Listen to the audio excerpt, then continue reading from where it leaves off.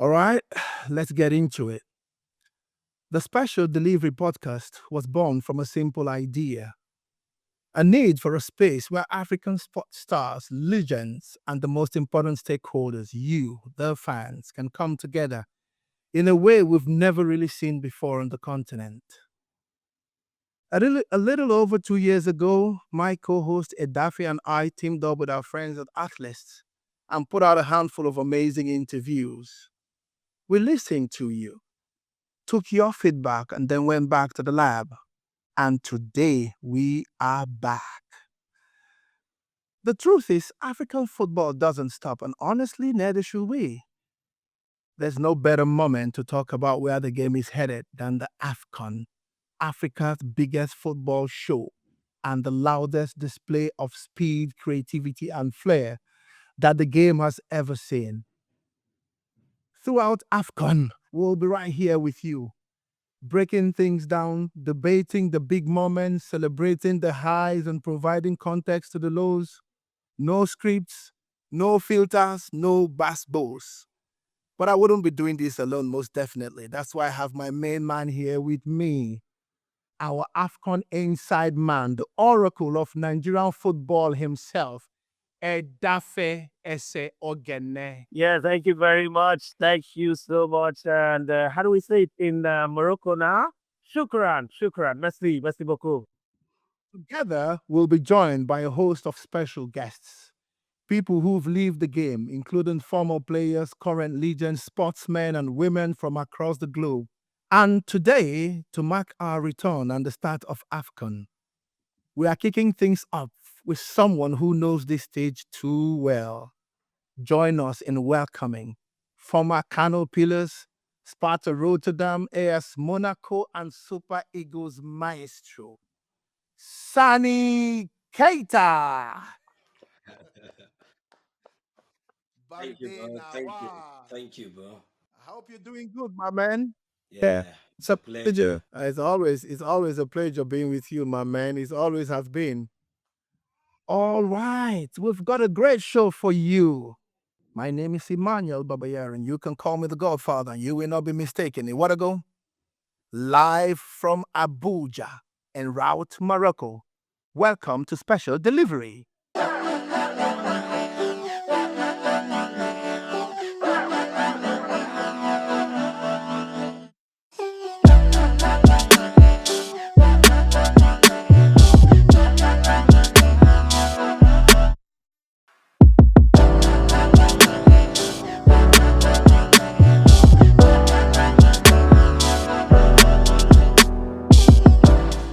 Yeah, it's nice, Babayaro, that we were back. It's been a while, and at some point I've been stopped, and I'm sure you also have had that situation where people stopped you and said that special delivery that you guys did that brought on all the superstars.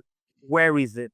And sometimes I find answers, and sometimes I just stuck on the traffic. Like, okay, how do I answer this? But having said that, it's nice that we're coming back. Then this is the first media appearance by Sani Kaita since the 2010 World Cup. That's about 15 years ago, if I am not mistaken. And I want to start off by apologizing to you, Sani, on behalf of all Nigerians. I think that we owe you an apology. And in the spur of the moment, you also would understand you were a football fan before you became a footballer, right? Growing up. Yeah. And you, I'm sure, at one point in time in your football life, you have said Banza, one thing or the other to somebody who's not playing well, but you don't mean. And so, in the spur of the moment, we all said the things we said. I'm not going to go back to it, but you know how it hurts. We all said the things we said, did the things we did, and even worse, because you put Mhm. up a red card in that game. And it was a time when Nigerians feed up only football, and it's the only energy that connects all of us together. But having said that, we're glad to have you here. And congratulations on your UEFA B license. And I hear that you're climbing the ladder to the UEFA A license. One day you definitely will come to Nigeria and coach the Super Eagles. I mean, what better way to do a comeback story than to coach the Super Eagles to an AFCON win and probably a World Cup win? But having said that, let me say this. How have you been?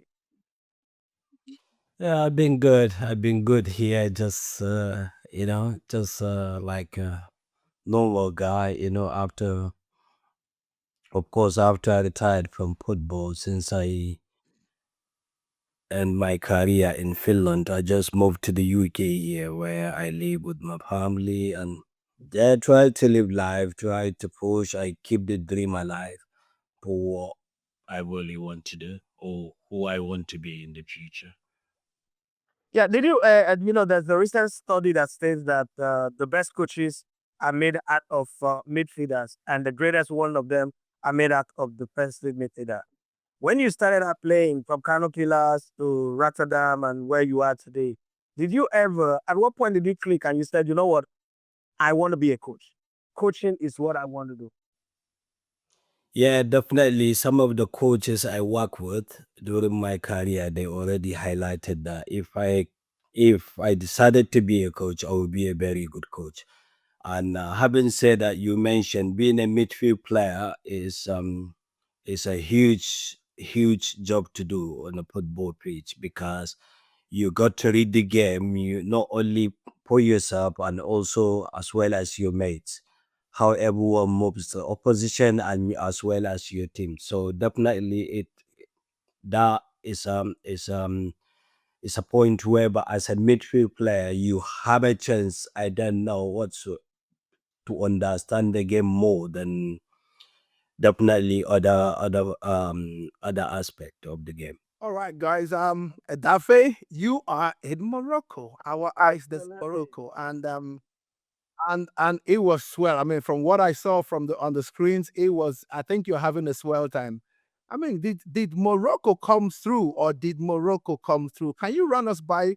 I mean, the opening ceremony, and then of course the game with Morocco and Comoros, and then let's Sani Kaita tell us his thoughts as well. Because don't forget, Sani is in Europe, even though he's our brother, he's a European. So we want to know what they feel or what they think about our AFCON. You know what I mean? Did we come through? Are And you are you are you please, are you trying to suggest that Sani Keita is going to do us a Jamie Carragher now?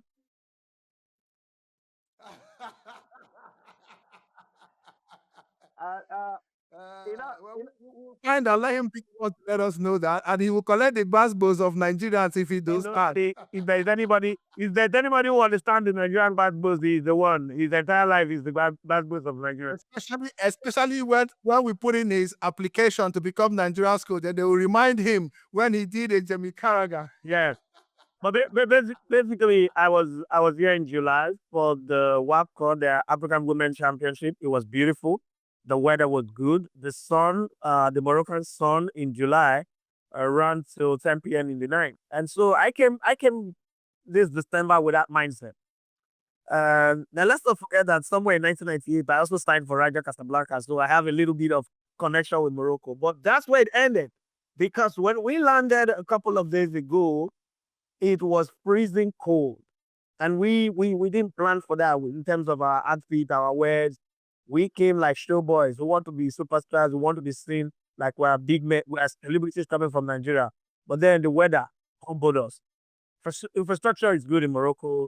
The airport is state of the art. The stadiums that we visited, absolutely fantastic. The railway lines are good. But I think that Morocco would have looked at what happened and said to themselves, there are a lot of things to be fixed. For instance, the exit from the stadium and then going to the train station was a complete disaster.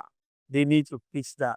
The internet is good, but sometimes it lags too much. That also needs to be fixed. Now let's come to the opening ceremony. I think it's gonna be hard to beat what Cote d'Ivoire offered us, last year. That was a cultural masterpiece. But I think that Morocco was a bit trying to be too men in black, men in suits, trying too hard to tilt towards the European appeal, or probably turning Morocco into a global centerpiece. There's FIFA presidents here, FIFA, everybody was there. Maybe, I don't know. But I think that there was a little bit of that. But then Davido's performance was good. And the 154 kids that was brought from all over the world, also a beautiful thing. And I think that the stadium in Africa, I would say the Rabat Stadium, the Prince Molly Abdullah Stadium in Rabat, a 1,000 capacity, is the best stadium I have watched a game in Nigeria. Kind of like feel like I was at the Mercedes Arena in Atlanta. Why do I say that? The screen, the run screen over the head, and you're watching instant replay and a lot of all those things that happen. I don't think I've seen it in any African stadium. And then the stadium with the most advertising board that I've ever seen in Africa was that stadium. And I'm open to going to other stadium, go see Nigerian game, and then see how that works. But I've been in Casablanca, I'm in Fez, I've been to Rabat. Morocco is ready. They've impressed me so far. Just that they didn't have a plan for the exit from the match days, because when you have 81,000 people and then you didn't even tell the train stations that the trains to run extra hours, we were stuck at the train station, and that for me is the only black spot in it. But in terms of the facilities, top notch, the best that I've seen. Oh, that's amazing. That's great. I actually have one or two talking points that I would love to portray. But first of all, I would like to hear Sani tell us his impression if he did see some of the opening ceremonies and what his impressions are. So I just want to tell you, as he watched it live there, he was there and he witnessed it. I think it was really fantastic. When you look at the stadiums, the way they do things over there, you can see that they prepared well to showcase in Morocco, and it was really impressive, honestly. That's beautiful. But one of the things for me, my talking point, for me is, I mean, you touched on a little bit, Edafe, when you talk about culture, the cultural showpiece that Cote d'Ivoire. I'm starting to think if the marketing, whatever you call them, of CAF, if they really know their onions, I think integrating Africa through culture during AFCON will be one of the biggest breakthroughs we'll ever have. Because if you look at, I mean, did you see the Nigerian team? I mean, they never play much, but I was very proud of them when I saw the Nigerian team, how they were dressed. I mean, did you see that, Annie? Oh, absolutely, it was beautiful. And I think another country, is it Benin Republic? You see a Yeah, few countries, Senegal. wow, and that was really Senegal, exactly, and then of course, I'm sorry you saw some who started to think that they are Europeans wearing suits, and some are coming out as if they are going to some Liverpool match or Oh, something. oh, You oh, know, see oh, the trick. oh, oh my God. Battery Oh my might no, no, God. Are you throwing catapult shot at Mo Salah? I think that Mutala forgot to go to the barbing salon. I think that he also lost his hair cream in the haste of trying to run away from an slot and Jamie Carragher's criticism. He forgot his clipper, and he also forgot his shaving stick, and I think he also forgot his hair gel.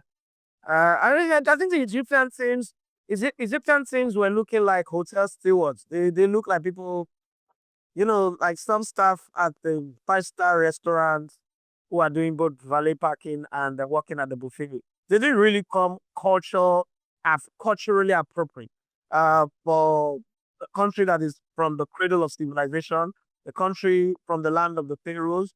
I think that they should have they should have come correct. The white thing, when you look at Nigeria, you know why we are the centerpiece of art and culture in Africa. You know why our music control the entire African music space. When you look at Togo, you know that the anointing that flows in Nigeria have spilled over their next door neighbor, right? When you live very close to highly successful people, somehow you go to their dustbin to pick some very nice toys that are still good enough for your standard. I think that rubber band.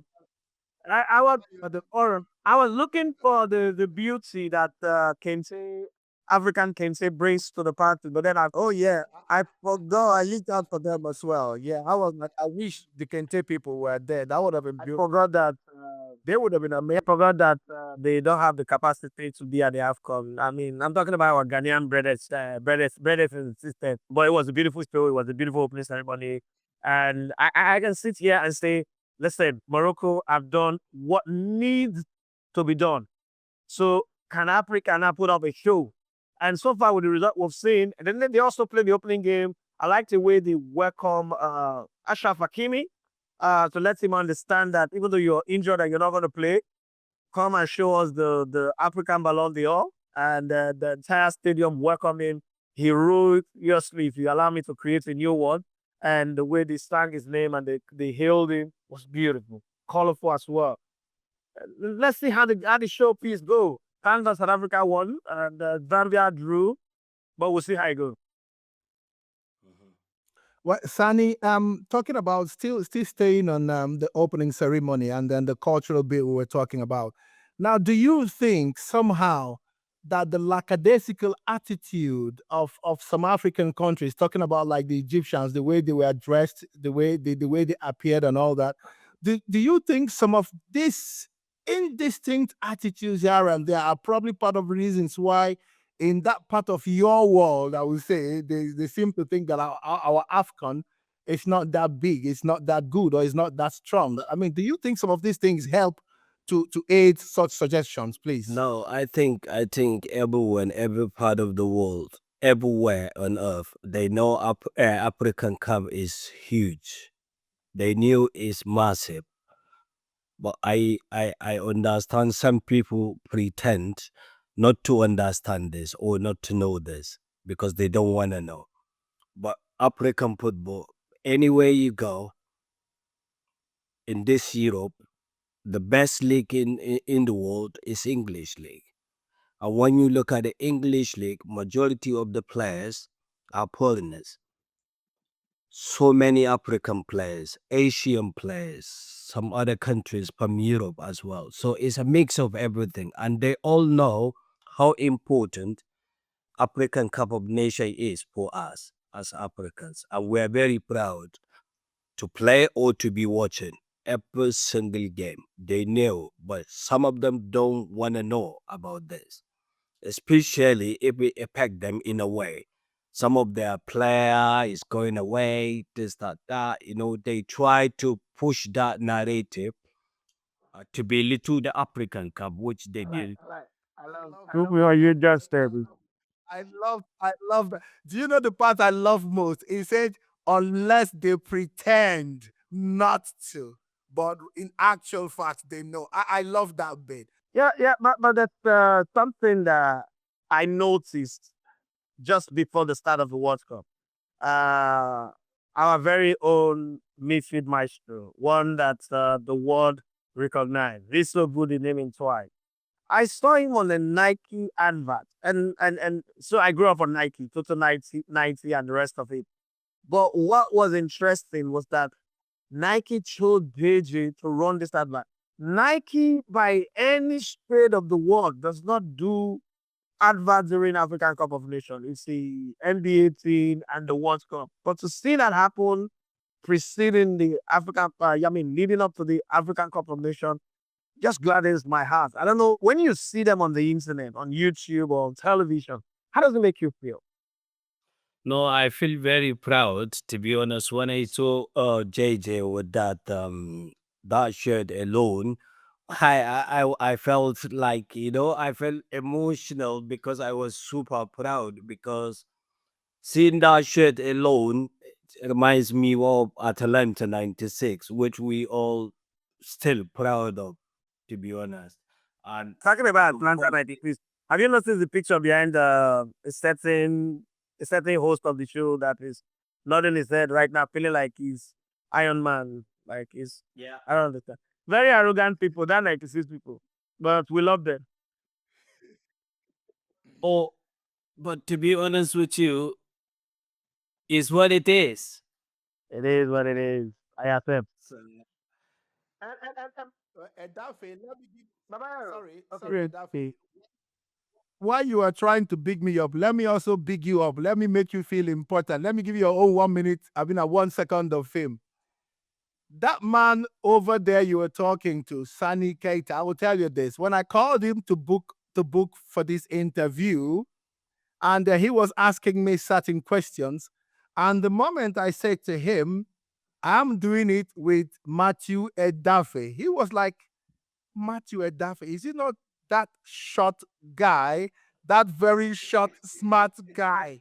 I'm like, so you mean Edafe is now that famous that Sani Keta even knew him already? no, right. No, bros. You know, I think. anyone, I think, let's be honest, anyone that been in football for some time in Nigeria should have known any of them. If Yeah, you but get what I mean. thank you very much. I'm known. I'm known. You see, I'm famous. You are known is That's why I said, let me give you your 1 second of fame. Oh, it's a fact. You are known, bro. You are known, bro. Is the fact. Honestly. Yeah. Yeah, so let's get into the game. Yesterday, let me tell you from the get-go, I was watching from the vantage point, the media tribune. And I was watching that game. I was a white player in my day. And I easily spot flaws in white players. Yeah. Morocco started that game with total dominance. It looked like the Dutch team of 74 and 78. It looked like the Brazilian team of 2002 with Kaká, Rivaldo, Ronaldinho, all that. So, Wonder boy. and they were comfortable from the get go. And the fact that they didn't score in the first half was crazy to me. But then I noticed two things. They played all wide. First, they started with the right side. The crosses were not coming in. Every cross was dealt with perfectly by the Comoros team. And then they went to the left side where they had about 22 crosses and only 2 got to their teammates. And then I was saying to myself, can't this guy understand the difference between a cutback and then the runs? The runs, when we were growing up when we were playing football, coaches would say things like, somebody take the first post, somebody take the last post, and somebody run in the middle. And those split runs were non-existent in that game. But I'm sure you watched it, Sani. From a footballer perspective and from a coach perspective, what did you see in that game? Yeah, I think they corrected some of their mistakes. I mean Moroccans, because like you mentioned earlier, I think their pullout is over the second post, whereby you can see most of the time there wasn't anyone there. So second half, I believe they corrected that, whereby they come and score the first goal, which was a cutback, if you remember. Yeah, to Brahim Diaz, yeah. Yeah, so I think they corrected that second half, even though some of the pullouts still going to the far post. But yeah, I think they corrected that. So it's just a pass game. It's just a pass game, and more to come. We will see how they get on with it, but it's gonna be really tough for them. Yeah, we've also seen South Africa. I mean, I wouldn't say they struggled to win. They scored, they equalized. It was 1-1, and then it was 2-1, and VAR canceled the goal, and then they scored the second goal, and that put them in that comfortable position. But before that, Zambia had drawn their game. And from the way you look at it, we always say that African Cup of Nations is not a tournament where the big people 7-0. It doesn't matter who you are, how hot your head is. When you come to play in Africa, some small thing from nowhere would hold their ground against you and look you in the face and tell you, not today. It's not happening. And that's the very common thing that we have noticed with the few games that was saying. I don't know, Babayaro, Sani, what's your take on those games that you've seen so far? Yeah, I think everyone that was there, you can recall that African Cup is no easy tournament. To be honest, it doesn't matter who you play against. If you are not ready for it, you're gonna lose a game. It's as simple as that. And you can see today, Mali game against Zambia, South African game today as well. So you can see all the African countries, they try to play good football at the same time, try to be really aggressive when they cut. So it's not easy. It's gonna be a tough journey, but still, I believe this tournament we can go home with it. I think also probably part of the reason, first and foremost, like Sani pointed out, African football is very, very physical. Like we're very, very aggressive, very athletic, and very strong. Now it's always going to be a problem to score those large number of goals because we have a bulk or majority of our African players playing in Europe. And with the fact that they are playing in Europe, what that means is when they come back to play in Africa, they're always scared of that particular aggression because nobody wants to get injured going back after the AFCON. So yeah, you're gonna have to be like extra special. You're gonna have to be like an Osimhen to come to an African championship and make great impact. So yes, probably why we're not seeing those too many goals. And then you also have to understand something. I think from the game against Comoros yesterday when I was watching, one of the things I said to myself is, are there still minnows in football? Yes, but none whatsoever is a walkover like we used to say back in the days. Since I was a child, every African Cup of Nation, Nigeria said we're going to win this. We're going to win this. We played in 8 finals, lost 5 and won 3. Of those 5, we've lost three of them to Cameroon in 84, 88, and Ghana, Nigeria 2000. Sani Kaita, you're a man who's been at this stage. How does it work from the inside? Because we always know from the outside, everybody around me, Nigeria is going to win it. Nigeria is going to win. It's our time. Isha, we have a slogan for it now. Let's do it again. Talk to me about what it feels like with the players and coaches in the national team. Definitely, it's a huge, a massive responsibility to play for the Nigerian national team, and there's always this pressure within. When I say within, as a player, you want to prove that to show Nigerians, to make sure you make them proud, and I think that's the first challenge. We're not talking now about the outside challenges in terms of the Nigerians, the pressure and everything, the support you got back home, just within yourself and your mate to try to push everyone else. Of course, having played with so many experienced players at the time, you can see even the experienced one, they are taking that pressure. You can see how they're dealing with it, try to put try to be forward to help everyone else to be able to do a good tournament. But I think today, I must say, we do have a quality players. We do have a top players to challenge in this 2025 AFCON, and I believe they will do us proud. So let's look at the squad that the coach listed. Godfather, you will join me on this. There are quite a balance of youth. In 2019, when we're transitioning the old guard into the new guard, the Osimhen and the rest, Chikwueze, and bringing them into the team, we said that there was a perfect balance between youth and experience, and somehow we won bronze. And then that team matured into the team that won silver under Jose Peseiro last year in Ivory Coast for the last AFCON. Now we have all of a sudden Osimhen, who used to be a youth, is all of a sudden now becoming a senior man, as we always say in the team. And then you have Troost-Ekong, who just retired. And then you have Taiwo Abali and the defense that we have, the midfield that we have. I mean, all of a sudden, Alex Iwobi is now an old man, an old player. People are counting down to his retirement already, over 83 caps for the national team. When you look at this squad, you're not a coach. So look at it from the eye of the coach and tell me, is there a perfect balance between you and experience? Do we have what it takes to miss the Femika that will win us this AFCON? I think we do have a chance. To whoever said otherwise, I think he's mistaken. The reason I say this, when I look at it, you mentioned some of the players who've got, like Alex Iwobi, like Osimhen, and Ndidi. We got all round quality in that team and experience.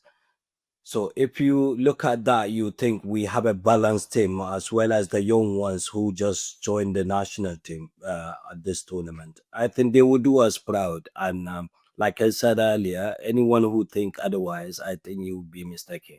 Sani, amen. Amen to your prayers. Every Nigerian is saying amen. But I wanna say something or ask you a question as a coach, because you're not just a player now, you're a coach, right? Because I know as a coach, when you make your game plan, team plan like a squad before a game, the 11 man, Yeah. there are certain players you never put in consideration that you want to substitute them.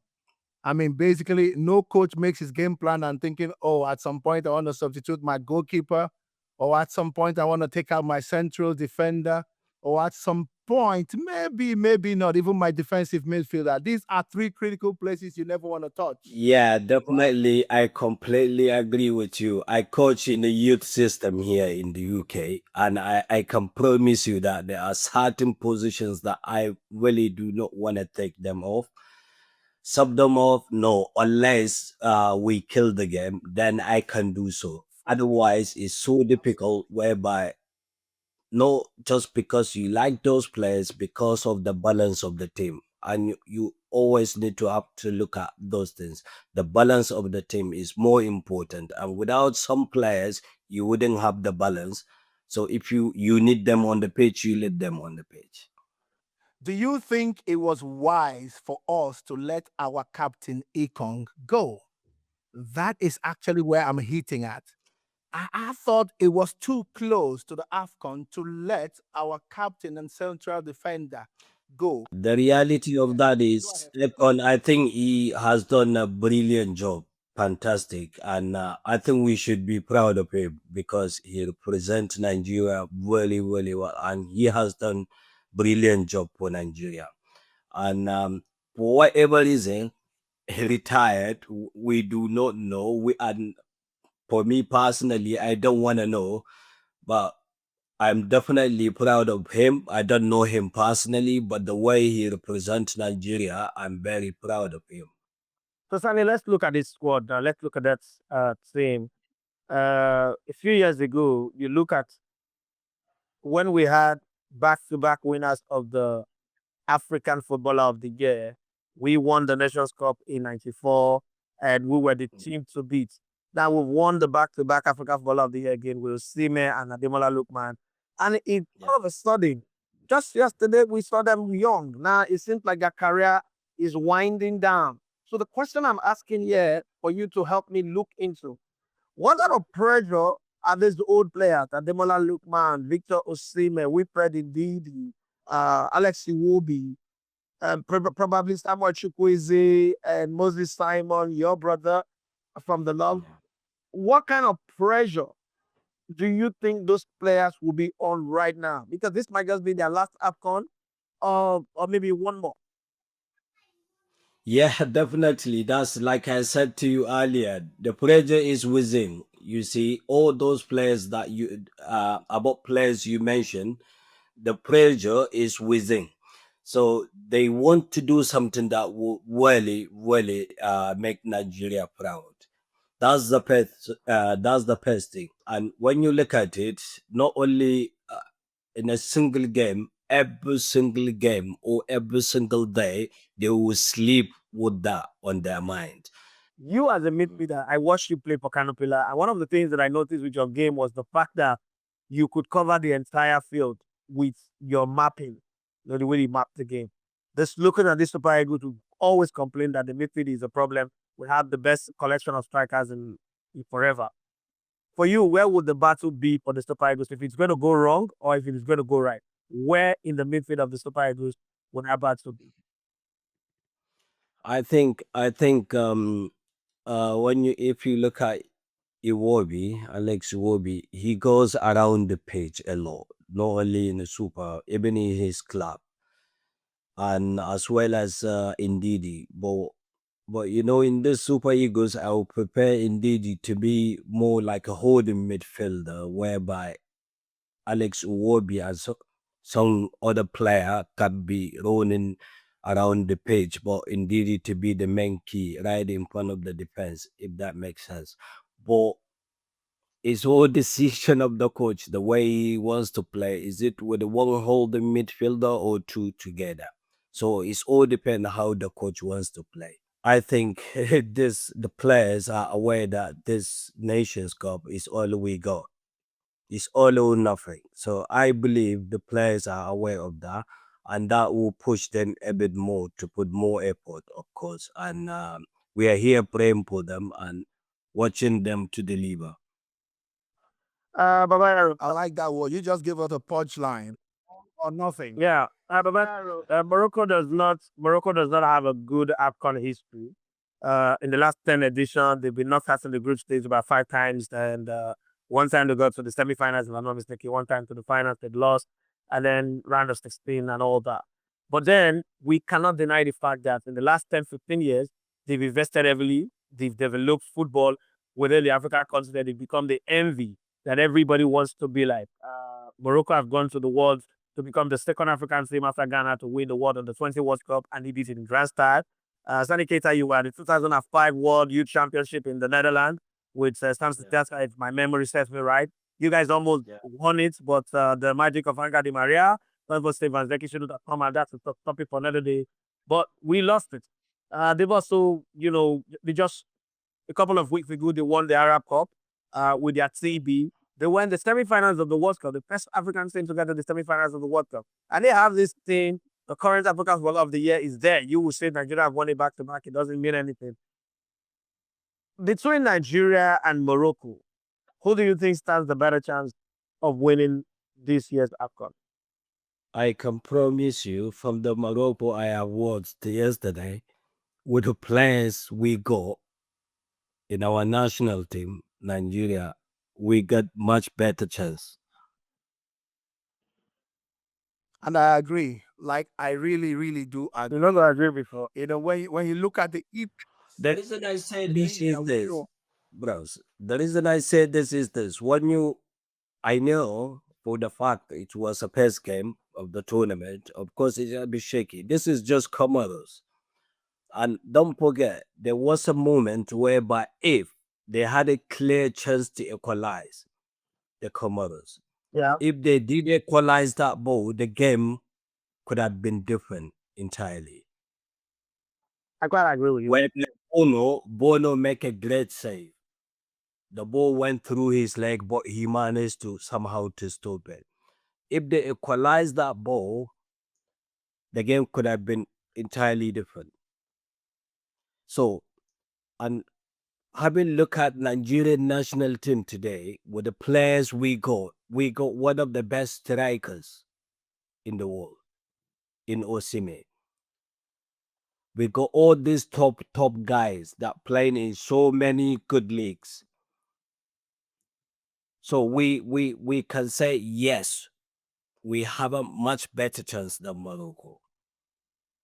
Yeah, most time when teams lose matches, there's this thing that you hear people say, oh, the coach lost the game management. The players, they didn't, okay, like when Zimbabwe equalized against Nigeria in the World Cup qualifiers very late in the game. So, game management was poor. Uh, for you, all through your career, you played about 15 different clubs. 3 in Nigeria, Canopilla State, Bastu, FC, Fanyoba, and then all over the world. Krasnodar, Kazan, everywhere. Who are some of the best game managers that you played against or played with in terms of maybe we're leading 1 goal to nothing and we just need to manage this game till the end and not lose the game? What are some of those ones that you played with or played against? I think I worked to I think Gomez, it was his name. He was Monaco coach. He was somehow good at that when I first joined Monaco, because I remember once we played against I think it was Bordeaux. But he lose that game. He lose control of that game, which it happens sometimes. And we was leading 3-0, and then just towards the 90-minute onward, we lost the game 4-3 at home. So sometimes it happens that a coach can make a mistake, or he try to rig certain things which would not work out. It happens in a way, as well as these things happens. But the good coach is always the one that who can find the correct balance in the team. That even in a difficult moment, try to be composed, try to control the game in possession and out of possession. So those are the ones that you can say yes, my heart or for that. All right, there are 11 positions on the field, and when it comes to award season, it's always from the number 10 position to the strikers. And recently, goalkeepers do get rewarded. What position in football do you think is the most underrated position that people don't take serious, but you know that this position is the key? I told holding midfielders are one of the key in football. And do you think that they are underrated? Yeah, in a way, to be honest. Have a look. When you look at the world football, who is the holding midfielder that win anything in the football history? Well, only Rodri. Only Rodri. Only Rodri. Only Rodri. You see, but before Rodri, There there was are no one. before Rodri, there are maybe 10 or more which are much better than Rodri, but they didn't win it. Yeah, Do you agree with that? yeah, I agree. You I can agree. mention many names Probably also are have to much do with better than era. Rodri, yet they don't win anything. So that's politics of football. And if you say that, Sandy, what would you say about goalkeepers then? I think goalkeepers are the most underrated. The goalkeeper is the only person on the pitch that has to be as good as every other position on the pitch, including goalkeeping. Yes, that's Mm. If goalkeeping. anything Nice goes I wrong, one. completely agree with you, but unlike holding midfielders, the reason I say holding midfielders is this: holding midfielders, they always need to be aware of the opposition, what they intend to do, or the trigger of war if they do this or that. That's out of position. In position, they need to be aware and they need to anticipate absolutely everything on the pitch as well. So there's a lot going on in that position, which the goalkeeper, of course, I somehow agree with you. But the goalkeeper, I'm sorry, I will still go with that position. Every There's a lot to every do. every process every man is respecting his position. Babayaro would say the goalkeeper. When he was the goalkeeper, the Sani said is the whole bit. I want to hear a striker come to tell me he's a striker because I sound don't as think the striker. striker will be able to see that. I don't think there's a striker in this world that will say strikers are underrated. I don't think there's a striker. It would be very unfair for a striker to jump into this conversation. Let me give you a very vintage example. Thierry Henry won 2 Premier League titles. Is regarded as the greatest player to play in the Premier League. Oscars won 13 Premier League titles. Randy's won 13 Premier League titles. Nobody talk about them in the same breath that they talk about Thierry Henry. So I don't think any striker will come here and and have the guts to stay there. But let's take a few hot take. Like we always say, African football doesn't reward skill or talent. The most streetwise team is the one that African football rewards. The last AFCON, for instance, Cote d'Ivoire started poorly, Nigeria started poorly, they both went to the finals. Some of the beautiful things that played in the group stage and the round of 16, the quarterfinals, we didn't see them.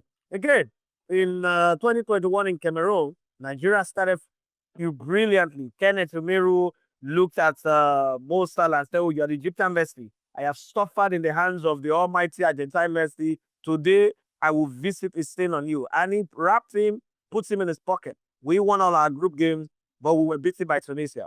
So it's a more streetwise team that gets on to win the tournament. I'm going to ask this from you guys, Babayaro and Keita. Feel free to jump in. Yeah. Refereeing, what can you say about refereeing in African competition? Especially for somebody like you that's on the 17th of June 2010 against Greece. A referee showed you a red card that, some will argue that it's not deserved. It's not supposed to be a red card. But hey, refereeing in African football, what's your take, both of you? I think African referees, like all other referees, they do make a mistakes. And of course, when referee make a mistake, is a huge problems, especially for the team that is affected. And when you look at it, even in the Premier League, referees every weekend they make mistakes, and those things happen. But are they doing the right thing? This is the question. Are they putting the right effort, or what are they intended to do? Are they try to be fair, or just try to be dodgy in a way? So it's all depend on that. But I think so far in this AFCON, you can see the referees, they did okay so far, but we will find out later. Baba, what do you think? Yeah, well, my opinion is kind of similar, but I differ a little bit. I differ in the sense that When you come to Africa, it's a different terrain. In Africa, everybody is football crazy. Football is culture, football is life. I'm talking about anybody who is anybody, including the referees themselves. So I tend to think that sometimes African referees, even though, I mean, I think they're not totally 100% very professional. I think there's a little bit of them that are usually a little bit sentimental, especially when certain countries are playing. I mean, I'll give you an instance because when you mentioned earlier when you were mentioning the AFCONs that we've been the finals we've been to and losing to I think Cameroon, you understand what I'm saying? And I said to myself, no, we probably lost to them twice, and one was robbed from us. Because I'm still asking to this day. I have used Juju VAR. I've used every kind of VAR you can imagine, even spiritual one. No one can tell me that Henry Wosu's goal was not a goal. Henry Wosu's goal was a goal under any circumstance. But guess what? An African referee said it was not a goal for whatever. Isa Hayatou was sitting in the Is stand. laughing. Eda is laughing.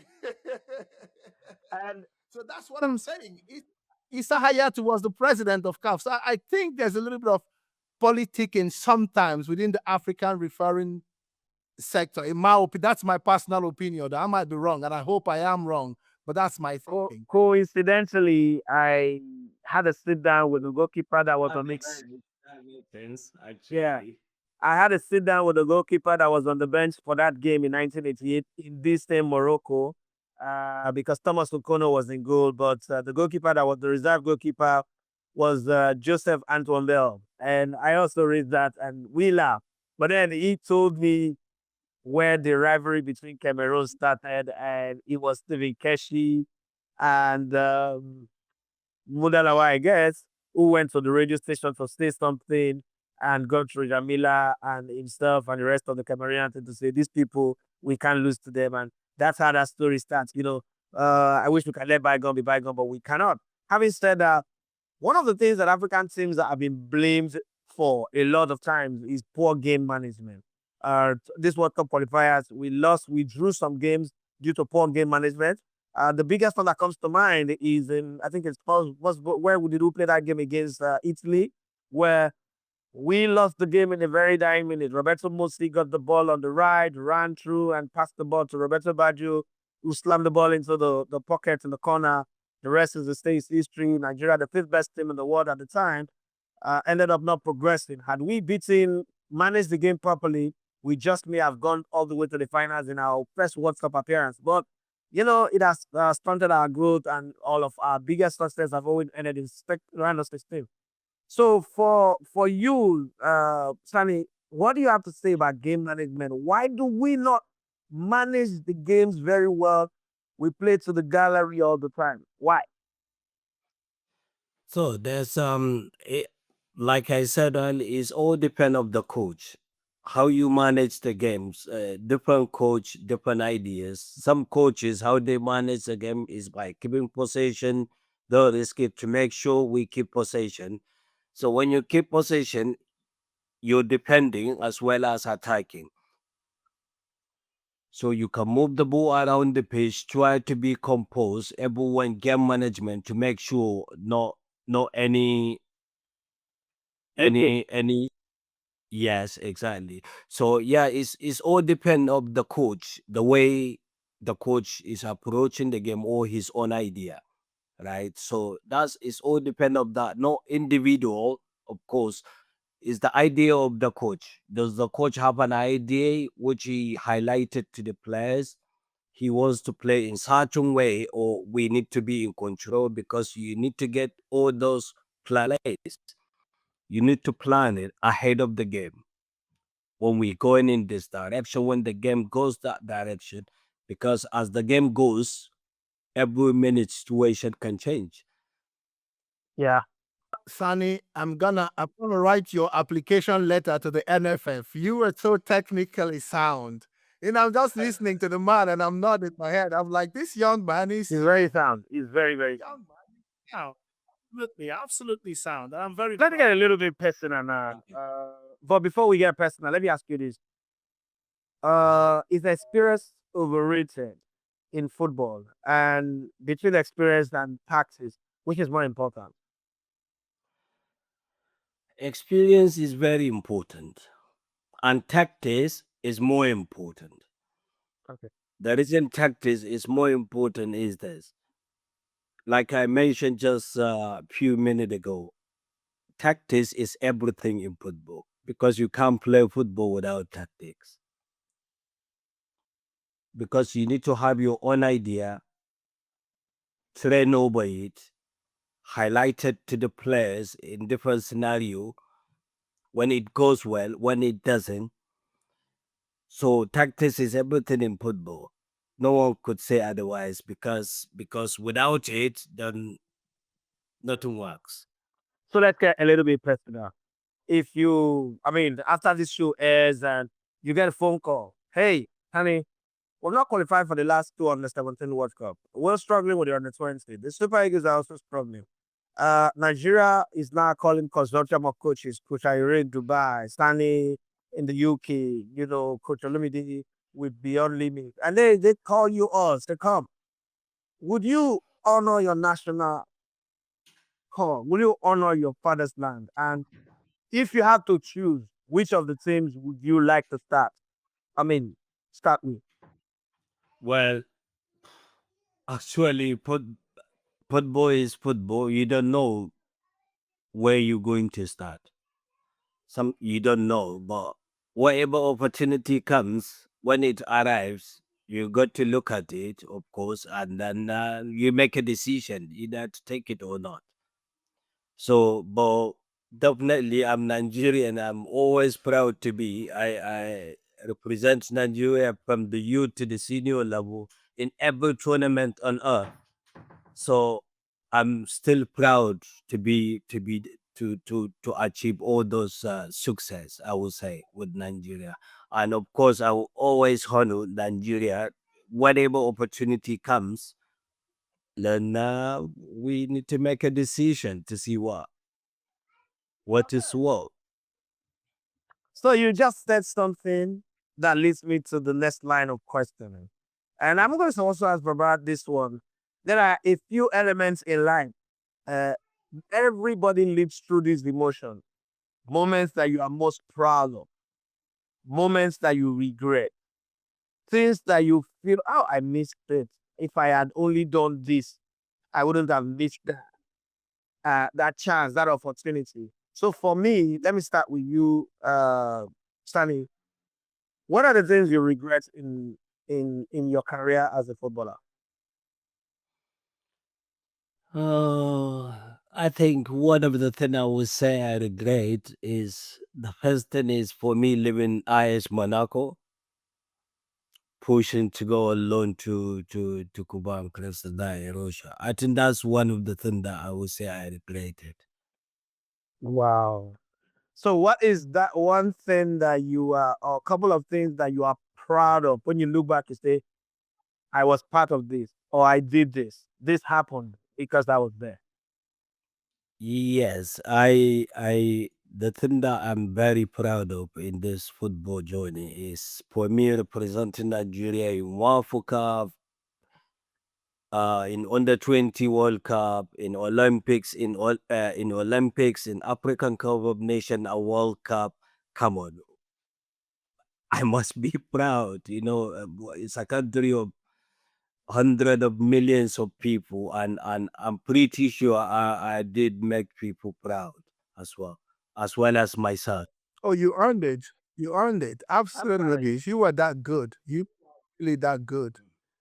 You were that good. A lot of people don't even know something about this young man. I call him Barde Nawa. You can see he'll be smiling now when I say Barde Nawa. Only my not know that because this man you're seeing here is a perfect gentleman, as easy as you can ever find. But guess what? He will never take crap from anybody. He never backs down on his belief. He is a very disciplined man to the core. And I'll tell you something very unique about this man. When I first called him, when I called him to book the interview, It did not take me 1 minute. Do you know what he said to me? He called me Big Bros, Baba Yaya, that's what he called me. That's Big Brother. He said, Baba Yaya, it is our AFCON. I love that word he chose to use. He said, our AFCON. He said, of course, it is our AFCON. I can't do anything without being on AFCON. So, yes, I will do your interview because I will not miss anything from AFCON. That's the man we're interviewing. But I'll let Edafe run a few about you, but I also want the situation. How about you share with us what you are doing as well? What you're doing right now. We know certain things about you, but the viewers, the world doesn't know these things about you. Even though from the way you were talking, I'm sure some people are adding words Yeah. down, but that's not even the only thing I believe. So can you just run us through a little bit of what you're doing at the moment? Yeah, I've been for the last couple of years I've been coaching youth football here in the UK, and positively and successfully. When I say positively, we try to create an environment here whereby the players are learning and developing, and yeah, so it's going really well. It's going really well positively, yes, definitely, and that's what I do now. What team are you working with? You're talking about coaching. What team are you Yeah, working with? I actually worked with multiple things here in the youth system, and having worked with the Abamage. I started there. I did with the Red House, and then did with Fairford Town as well. So yeah, definitely, this is what is really, when I look at it, I think it's for me is a joy as well, because all these players, young lads, they're ready to learn, to listen, and develop, and you can see them enjoying their football every single day in a very positive environment, as I said, and yeah, it's been really good so far. Yeah. The AFCON season is still where we are. Before I hand over the track to the baton to Babayaro to wrap us up, I like to ask Yeah, you this: every tournament shaped lives. Pele's life was shaped with the World Cup in 1958, if I'm correct, my memory serves me right. Johan Cruyff, yeah, his career was shaped by the World Cup as well. James Rodriguez in 2014, and Mario Götze as well, and then Messi. All of these players, the AFCON yeah, also have shaped different lives. Emmanuel Amunike played only one game, but he won us the Nations Cup in '94. Peter Rufai, we would never forget his penalty heroics in Mario 88. And yeah, he can go on and on and on and on with all those performances. yeah. How much does playing in the AFCON, the African Cup of Nations, shape the career and life of a footballer? You see, playing, some of them somewhere in some other countries, some players are actually local players who are playing in the local leagues or lower leagues somewhere. And this APCON, it gives them a platform to come and showcase their talent and the work they can do on the page. One single game can change your life forever. So this is one of the things that, of course, majority of the players that are looking at. We always got those players that are on the top of the game. For instance, Osime, Iwobi, Ndidi, all those players, they are at the top. So when you look at some other nations, they have players who are playing in very low leagues. So those are the ones that when they come there, of course, every African who arrives at the AFCON know that I'm here to give absolute everything I could. And of course, one game can change, just 90 minutes can change your life and your family forever.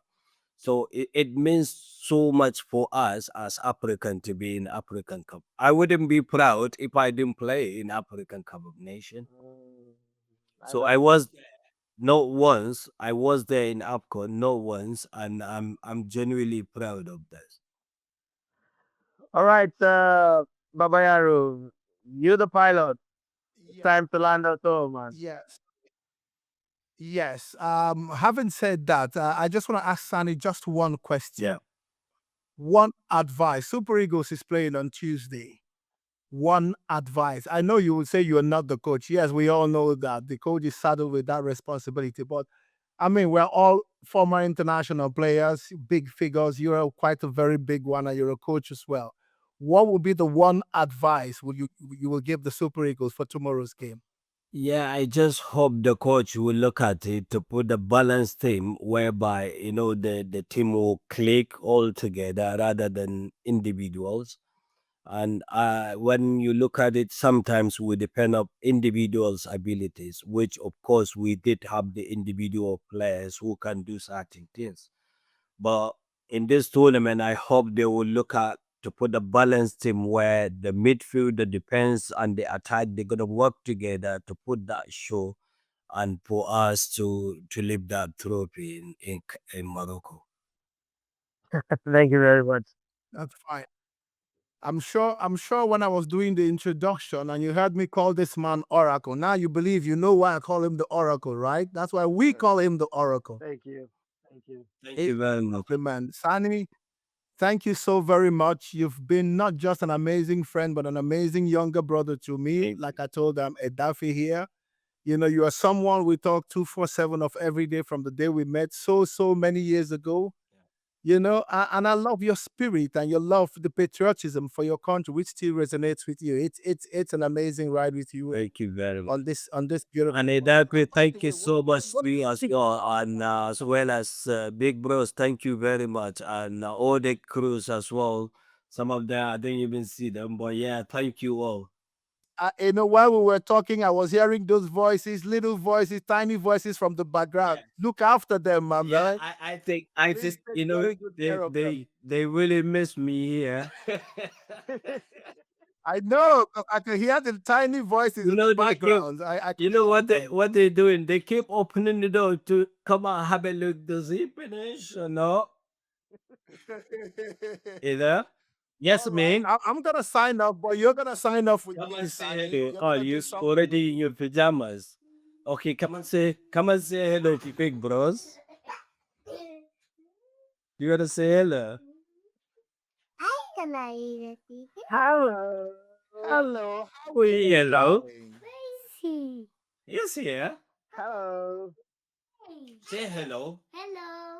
Hello. Hello, darling. How are you? Good. Can you do something for me? Sorry? I'm telling the kid, can you do something for me? Okay. Yeah, she said Yeah. yeah. Can you see me? She say yeah. Yes. All right. Can you just say for me? Just say Maza for me. Say Maza.